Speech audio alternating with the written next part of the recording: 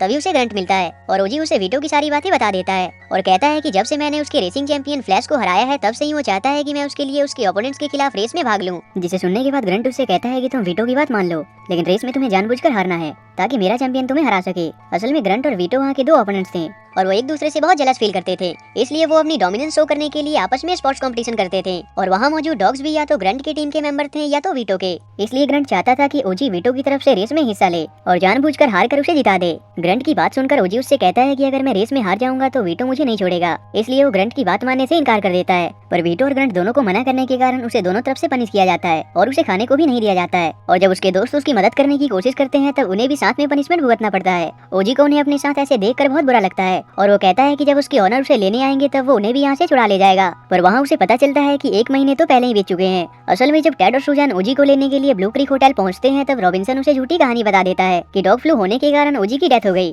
Ted ये सुनकर उस पर बहुत गुस्सा करता है, पर उनके पास और कोई उपाय भी नहीं था, इसलिए उन्हें वहाँ से जाना पड़ता है। दूसरी ओर ओजी हार मानकर वीटो और ग्रंट दोनों की बात मान जाता है, पर अब ओजी समझ चुका था कि अब उसके पास और कोई उपाय नहीं है। अगर वो रेस में हार जाता तो वीटो उसे नहीं छोड़ेगा और अगर वो जीत जाता तो ग्रंट उसे नहीं छोड़ेगा। इसलिए वो प्लान करता है कि वो अपने दोस्तों के साथ किसी तरह से इस जेल से भाग जाएगा। पर चेस्टर उसके प्लान से सहमत नहीं होता, पर फिर भी वो वहाँ से निकलने के लिए प्लान बनाना शुरू कर देते हैं। पर जेल से बाहर निकलने के लिए उन्हें सबसे पहले वहाँ के ब्लूप्रिंट की जरूरत थी। तब फ्रॉन्की उसे बताता है कि उन्हें ग्रंट के ऑफिस से इस जगह के ब्लूप्रिंट मिल सकते हैं, पर उसके लिए उन्हें चेस्टर की हेल्प चाहिए थी क्योंकि उसी के पास ग्रंट के ऑफिस की चाबी थी। फ्रॉन्की किसी तरह से चेस्टर को इसके लिए मनाने में कामयाब हो जाता है और ग्रंट की एब्सेंस में वो मौका पाकर किसी तरह से उसके ऑफिस से ब्लूप्रिंट को हासिल कर लेते हैं, जिसके बाद वो ब्लूप्रिंट के अनुसार अंडरग्राउंड डिगिंग करना शुरू कर देते हैं और प्लान के अनुसार काम में लग जाते हैं। और इसी तरह से दिन बीतते जाता है और ओजी बाकी सभी को दिखावे के लिए अपनी रनिंग प्रैक्टिस जारी रखता है। आखिर में रेस कंपटीशन का दिन आ जाता है और उसी दिन ओजी और उसके दोस्तों के भागने का प्लान था, पर अभी चेस्टर उनके प्लान के खिलाफ था, लेकिन क्योंकि वो उनका दोस्त था इसलिए वो उसे वहाँ छोड़ना नहीं चाहते थे। इसके बाद ग्रंट के चैंपियन लोबो और ओजी के बीच रेस की शुरुआत होती है,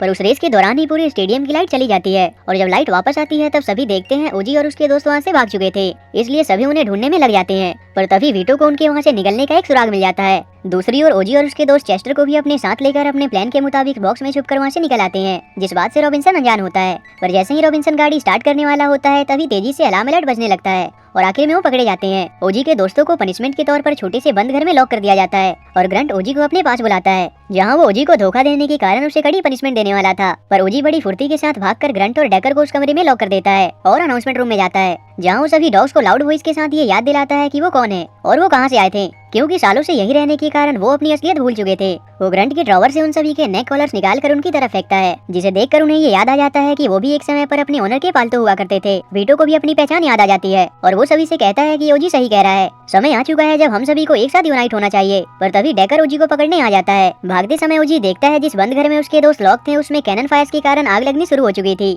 इसलिए ओजी भागते हुए अपने दोस्तों को बचाने जाता है। दूसरी ओर बहुत से डॉग्स ने रॉबिन्सन और उसके आदमी डोमिनिक को घेर लिया था, पर तब डोमिनिक खुद को बचाने के लिए गाड़ी में घुस जाता है और बाकी के डॉग्स रॉबिन्सन को अपने साथ लेकर चले जाते हैं। तभी ओजी और उसके दोस्त डोमिनिक को गाड़ी के साथ जाते देखते हैं, इसलिए वो उसी गाड़ी में बैठकर वहाँ से बाहर निकल आते हैं और इसके बाद बाकी के डॉग्स भी वहाँ से आजाद हो जाते हैं। ओजी अपने घर जाने से पहले माइक को उसके ओनर से मिलवा देता है, जिसे मिलकर उसका ओनर बहुत खुश होता है और इसी तरह से फ्रॉन्की भी अपने ओनर के पास चला जाता है। और क्योंकि चेस्टर के कोई ओनर नहीं थे इसलिए ओजी उसे अपने घर ही ले जाने का तय करता है। और जब टेड, सुजैन और पॉला ओजी को देखते हैं तो उनके खुशी का कोई ठिकाना नहीं रहता है। ओजी उन्हें अपने नए दोस्त चेस्टर से मिलवाता है, जिसे भी वो आखिर में खुशी से एक्सेप्ट कर लेते हैं। और अगले दिन न्यूज से ये पता चलता है कि रॉबिन्सन को एनिमल क्रुएल्टी के लिए 20 साल की सजा हो जाती है और सभी डॉग्स भी अपने अपने ओनर तक सुरक्षित पहुंचा दिए जाते हैं। और आखिर में ओजी और चेस्टर नेबरहुड के सभी डॉग्स के साथ मिलकर उस बुले न्यूज़पेपर गाय और उसके डॉग को अच्छा सबक सिखा देते हैं और इसी के साथ ये मूवी यहीं एंड हो जाती है।